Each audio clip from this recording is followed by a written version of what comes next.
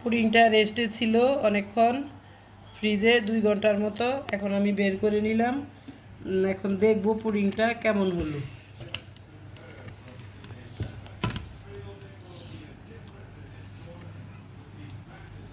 Wow, সেরকম হয়েছে।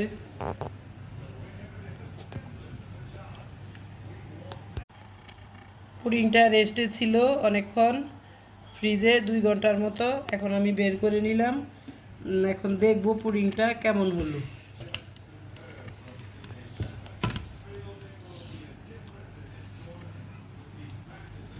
Wow, সেরকম হয়েছে।